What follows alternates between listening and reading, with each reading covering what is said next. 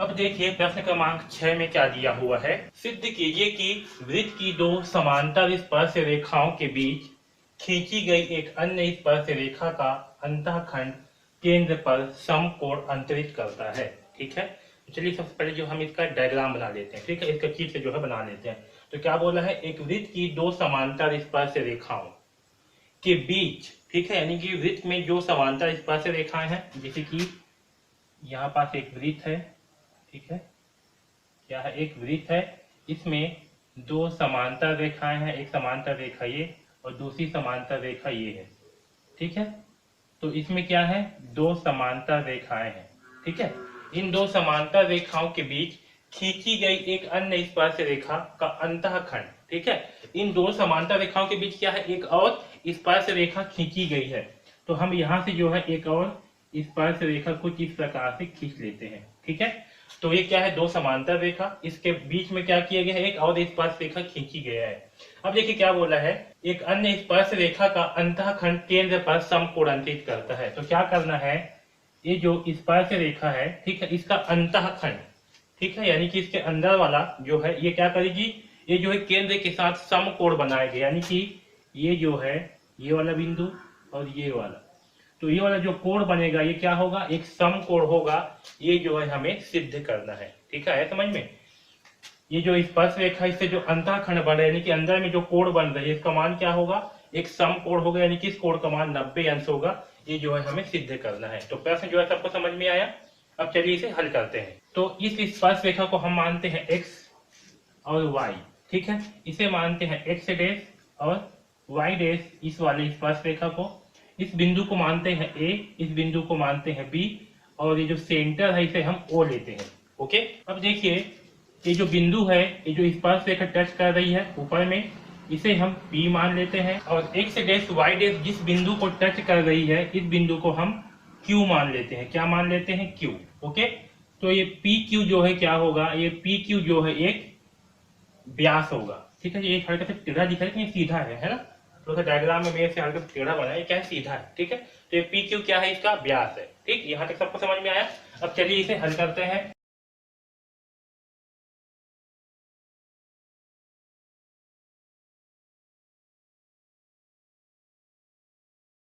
तो देखिए यहाँ पास ये जो एक्स वाई है और एक्स डैश वाई डैश है, ठीक है, इसे हम क्या मानते हैं, इसे जो है हम दो समांतर स्पर्श रेखा मानते हैं। ठीक है, इसमें एक तीसरी स्पर्श रेखा क्या है, इन दोनों रेखाओं के बीच ये जो दो समांतर स्पर्श रेखा है, इसके बीच एक तीसरी रेखा क्या है, ए बी है। ओके, तथा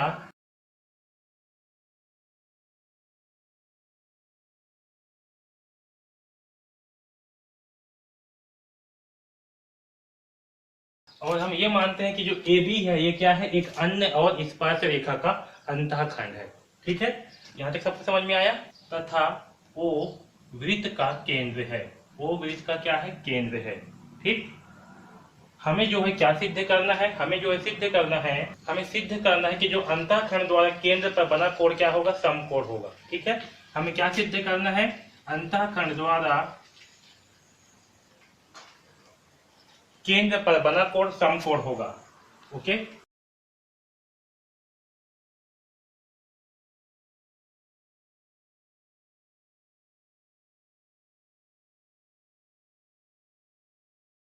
यानी कि ये जो ए ओ बी है, इस अंतःखंड के द्वारा केंद्र पर क्या बन रहा है, ए ओ बी, तो इस ए ओ बी का मान 90 अंश होगा। ये जो है हमें सिद्ध करना है। ठीक है, इतना सबको समझ में आया। अब देखिए हमने एक प्रमेय पढ़ा था कि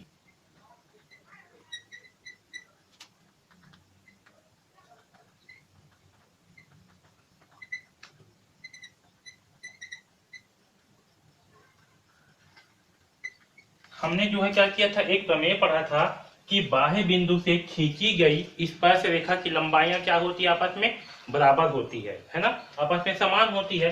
अब यहाँ देखिए क्या है, बिंदु ए है, तो बिंदु ए से हम क्या कर रहे हैं, पी पे क्या कर रहे हैं, स्पर्श रेखा खींच रहे हैं। इसी प्रकार से ए से जो है यहाँ पास हम कुछ नाम दे देते हैं, यहाँ पास इस बिंदु को नाम दे देते हैं सी। ओके, तो ए से स्पर्श रेखा ये सी और ए से स्पर्श रेखा ये पी, दोनों क्या होंगे, आपस में बराबर होंगे, है ना। तो बाह्य बिंदु से खींची गई स्पर्श रेखा की लंबाई क्या होती है, समान होती है, इसलिए क्या होगा, AP बराबर AC होगा। ओके, इसलिए क्या होगा, AP बराबर AC होगा। ठीक है, अब देखिए यहाँ पर ये जो त्रिभुज है APO, ठीक है, त्रिभुज है APO, तो त्रिभुज APO में, ठीक है, इस त्रिभुज APO में देखिए, और त्रिभुज इस ACO में हम क्या करते हैं, यहाँ से जो है एक ये C को भी जो है एक बिंदु मिला लेते हैं। ठीक है, इस केंद्र से C को भी जो है मिला लिए। ठीक, तो यहाँ से APO और ACO इन दोनों त्रिभुज में देखते हैं। ओके, तो देखिए इन दोनों त्रिभुज में क्या है आपका APO और ACO, इन दोनों त्रिभुज में ये जो आपका AP है और AC, ये दोनों भुजा क्या है आपस में समान है। इसमें क्या है AP बराबर AC, ये क्या है समान है यहाँ से। ठीक है, यहाँ पास से जो है हम लिए हैं। और देखिए ये जो AO है, ठीक है, और ये जो OP है, ये दोनों क्या है साथ में त्रिज्या भी है, क्या है त्रिज्या, इसलिए ये दोनों भुजा क्या होंगे आपस में समान होंगे। ठीक है, सॉरी, यहाँ पास ये जो OP है, ये जो OP भुजा है, ये क्या है इन दोनों त्रिभुज में उभयनिष्ठ है।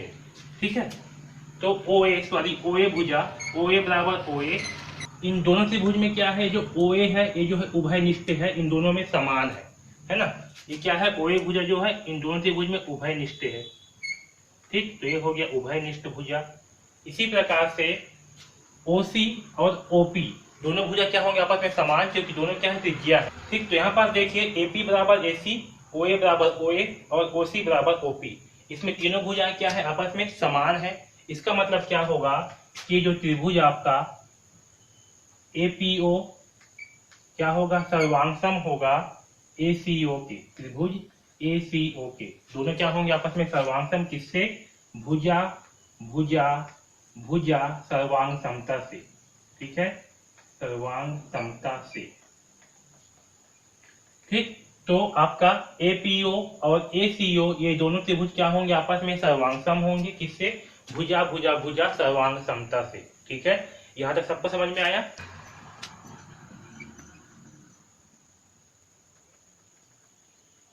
अब देखिए, क्योंकि दोनों त्रिभुज क्या है आपस में सर्वांगसम है, और सर्वांगसम त्रिभुजों में क्या होती है, भुजाएं आपस में बराबर होती है और कोण भी आपस में बराबर होती है।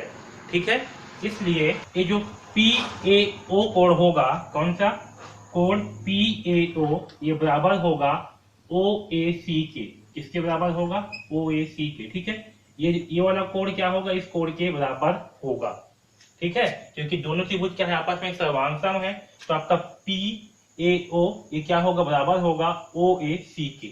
ठीक, अब देखिए यहाँ पास ये जो PAC है, ठीक है, ये वाला कोण, ये PAC, तो हम कोण PAC को क्या लिख सकते हैं, इस PAC को हम लिख सकते हैं PAO, क्या लिख सकते हैं, PAO प्लस OAC। ठीक है, तो हम जो है इसे PAC को क्या लिख सकते हैं, PAO और OAC जो है लिख सकते हैं। ठीक है, तो इस PAO का मान क्या है, OAC है, तो मैं इसके स्थान पे क्या लिख सकता हूं, इसके स्थान पे लिख सकता हूं OAC। ठीक है, यानी कि कोण A प्लस यहाँ भी है OAC। ठीक, तो यहाँ से क्या होगा, ये हो जाएगा 2AC, तो कोण PAC का मान क्या होगा, 2, तो इस PAC का मान क्या होगा, कोण 2 OAC के बराबर होगा, यानी कि इस कोण PAC, ये जो पूरा कोण है, इसका मान क्या होगा, इस आधा OAC के बराबर होगा, आधा OAC के बराबर होगा, इस आधा के बराबर होगा। ठीक है, आया समझ में यहाँ तक। अब चलिए मैं मिटा दे रहा हूँ। ठीक है, इस वाले भाग को मिटा दे रहा हूँ। इसी प्रकार देखिए त्रिभुज CBO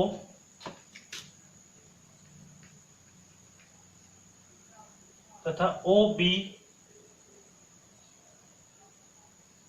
में, OBQ में। ठीक है, अब देखिए इन दोनों त्रिभुज में देखिए, इसमें भी और इसमें भी। ठीक है, तो देखिए क्योंकि बाह्य बिंदु से खींची गई स्पर्श रेखा की लंबाई क्या होती है, समान होती है, तो हम B से क्या कर रहे हैं, एक स्पर्श रेखा ये BQ खींचे हैं और दूसरा जो है BC खींचे हैं। ओके, तो यहाँ पास भी क्या होगा आपका, BC बराबर होगा BQ। ठीक है, तो इस त्रिभुज CBO और OBQ में देखिए इन दोनों में क्या होगा, इन दोनों में जो है BC बराबर होगा BQ। ठीक है, ये BC क्या होगा, BQ के बराबर होगा, और साथ इसमें भी OB क्या है, उभयनिष्ठ भुजा होगा, OB बराबर OB ये क्या होगा, उभयनिष्ठ होगा, है ना, उभयनिष्ठ भुजा। और साथ में ये जो OC है और OQ ये दोनों क्या होंगे, त्रिभुज होंगे, तो दोनों भी क्या होंगे आपस में बराबर, OC बराबर OQ, क्योंकि ये क्या है, दोनों जो है आपके त्रिज्या है, ठीक है, त्रिज्या है, इसलिए दोनों क्या होंगे, बराबर होंगे, ठीक। तो यहाँ पास भी क्या हो रहा है आपका, भुजा भुजा भुजा से जो त्रिभुज है CBO और OBQ ये दोनों क्या होंगे, सर्वांगसम होंगे, ओके।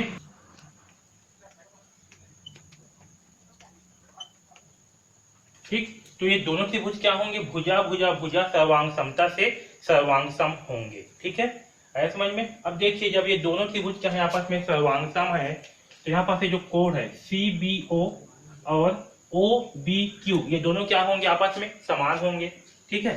तो ये दोनों क्या है आपस में सर्वांग सम है, इसलिए कोण CBO क्या होंगे, बराबर होंगे OBQ के, ठीक, ये दोनों क्या होंगे, आपस में बराबर होंगे, ठीक है, आया समझ में। अब देखिए यहाँ पास ये दोनों कोण जब आपस में क्या है, बराबर हैं, तो हम CBQ को क्या लिख सकते हैं, तो हम कोण CBQ बराबर लिख सकते हैं कोण CBO, ठीक है, CBO और OBQ लिख सकते हैं प्लस कोण OBQ, ठीक। अब यहाँ पर देखिए ये जो CBO का मान क्या है, OBQ के बराबर है, तो हम इस OBQ के स्थान पे क्या लिख सकते हैं, CBO जो है लिख सकते हैं। तो यहाँ पास क्या होगा, कोण CBO प्लस इसके स्थान पे क्या लिख सकते हैं, CBO लिख सकते हैं, तो यहाँ होगा CBO, ठीक है। तो कोण CBQ बराबर क्या होगा, कोण CBO ये हो जाएगा 2CBO, क्या हो जाएगा, कोण 2CBO, ओके। तो जो CBQ है ये आपका CBQ है, यानी कि ये वाला कोण CBQ इसका मान क्या होगा, CBO 2CBO के बराबर होगा, ठीक। यहाँ तक सबको समझ में आया। अब देखिए यहाँ पास ये जो XY है, ठीक है, ये वाला आपका XY और ये जो है X डैश Y डैश ये दोनों क्या है, आपस में समांतर रेखा है, ठीक है। ये जो XY है और X डैश Y डैश है ये दोनों क्या है, आपस में समांतर है। तो इसके मध्य अगर हम एक अंतः कोण बनाएंगे यहाँ पास से, ये वाला कोण और ये वाला कोण, ये दोनों अंतः कोणों का योग क्या होगा, 180 है, ठीक है। तो क्योंकि XY और X डैश Y डैश दोनों क्या है, आपस में समांतर है, इसलिए कोण PAC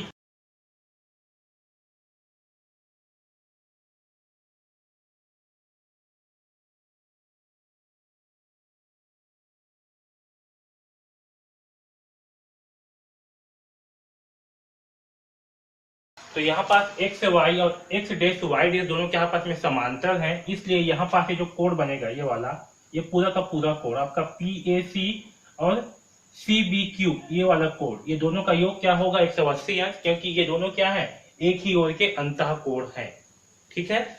तो XY जब समांतर है X डैश Y डैश का, तो क्या होगा, PAC और CBQ इन दोनों का योग क्या होगा, इन दोनों का योग होगा 180 अंश, ओके, ठीक। अब मैं इधर ऊपर वाले पार्ट को जो है मिटा दे रहा हूँ, ठीक है, क्या आप नोट कर लीजिए। तो यहाँ देखिए यहाँ क्या है, PAC और CBQ बराबर क्या है, 180 अंश। अब देखिए जो PAC है इसके स्थान पे हम क्या लिख सकते हैं, 2OAC लिख सकते हैं। तो इसके स्थान पे मैं लिख रहा हूँ 2OCA, ठीक है, 2OCA प्लस, और ये जो CBQ है इसके स्थान पे क्या लिख सकते हैं, 2CBQ, यहाँ हो जाएगा 2 कोण CBQ बराबर 180 अंश, ठीक है। अब देखिए यहाँ भी दो है, यहाँ दो, तो इन दोनों से क्या करते हैं, दो को कॉमन निकाल लेंगे, तो क्या मिलेगा, यहाँ मिलेगा हमें OCA प्लस CBQ बराबर 180 अंश, ठीक।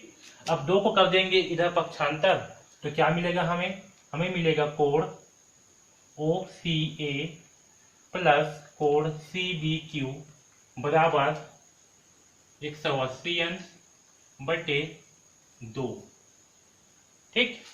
तो देखिए OCA प्लस CBQ, यहाँ देखिए क्या है, PAC प्लस CBQ बराबर 180 अंश है, ठीक है। तो हम क्या करेंगे, जो PAC है यहाँ PAC इसके स्थान पे क्या लिख सकते हैं, 2OAC लिख सकते हैं। तो इसके स्थान पे मैं लिख रहा हूँ, तो ये जो PAC है इसके स्थान पे मैं लिख रहा हूँ OAC, ठीक है। और यहाँ क्या है प्लस सी बी क्यू, तो इस सी बी क्यू के स्थान पे मैं लिख रहा हूँ 2 सी बी ओ, ठीक है। तो प्लस 2 सी बी ओ बराबर इन दोनों का योग क्या है 180 अंश, यहाँ लिखते हैं 180 अंश। ओके, अब देखिए यहाँ पास 2 इन दोनों में क्या है 2 कॉमन है, 2 उभय लिखते हैं, तो मैं 2 को जो है इन दोनों से बाहर निकाल दूंगा। तो यहाँ क्या मिलेगा, यहाँ मिलेगा ओ ए सी प्लस कोण सी बी ओ बराबर 180 अंश, ठीक है। अब यहाँ से 2 को कर दूंगा इधर पक्षांतर, तो हमें कोण ओ ए सी प्लस कोण सी बी ओ बराबर क्या मिलेगा, बराबर 180 अंश बटे 2 मिलेगा।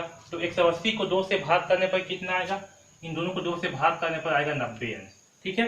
तो यहाँ से ओ ए C plus C B O का मान कितना प्राप्त हुआ, हमें 90 अंश प्राप्त हुआ, ठीक है। इन दोनों का योग क्या प्राप्त हुआ, 90 अंश प्राप्त हुआ, ठीक है। यानी कि ओ ए सी और सी बी ओ इन दोनों का मान क्या प्राप्त हुआ, हमें 90 अंश प्राप्त हुआ, ठीक। अब इस नीचे वाले भाग को भी मिटा दे रहा हूं। अब देखिए इस त्रिभुज ओ ए बी में, ठीक है, ये वाला जो त्रिभुज है आपका, इसमें देखिए, ठीक है, इस वाले त्रिभुज में ओ ए बी वाले त्रिभुज में, तो इस त्रिभुज में क्या होगा, कोण ए प्लस ए नहीं लिखते, इसे पूरा लिख देता हूं, O A B C A B O plus A O B, ठीक है, बराबर क्या होगा 180 अंश। यानी कि इसमें जो है, तो इस त्रिभुज में क्या होगा, इन तीनों कोणों का योग क्या होगा, 180 अंश होगा। आप जानते हो कि किसी भी त्रिभुज में तीनों कोणों का योग क्या होता है, 180 अंश होता है। ओके, तो यहाँ भी क्या होगा, 180 अंश होगा। अब देखिए यहाँ पास जो ओ ए सी है और सी बी ओ ए सी और सी बी ओ इन दोनों का योग कितना है, 90 अंश है। यानी कि ये वाला जो कोण है आपका ए कोण और ये बी कोण, इन दोनों का योग कितना है, 90 अंश। तो इन दोनों के स्थान पे क्या लिख देंगे, 90 अंश प्लस ए ओ बी बराबर 180 अंश, ठीक है। तो यहाँ से हमें ए ओ बी का मान क्या प्राप्त होगा, 180 अंश माइनस 90 अंश। तो यहाँ से हमें ए ओ बी का मान प्राप्त होगा 90 अंश, ठीक है। तो ये जो ए ओ बी का मान कितना आया, 90 अंश। और हमें जो है यही निकालना था कि ये जो अंतःखंड है, ठीक है, इसके द्वारा केंद्र पर जो बनाया गया कोण है, यानी कि ये वाला कोण, इसका मान क्या होगा, 90 अंश होगा। और ये जो है हमें निकालना था, ठीक है। तो यहाँ पास क्या हुआ, ये जो अंतःखंड है ए ओ बी, इसका मान कितना आया, इसका मान आया 90 अंश, ठीक आया समझ में। तो इस प्रकार से क्या हुआ, ये जो है सिद्ध हुआ, ठीक। तो इस प्रकार से जो है हम इस प्रश्न क्रमांक 6 को हल करेंगे। ओके।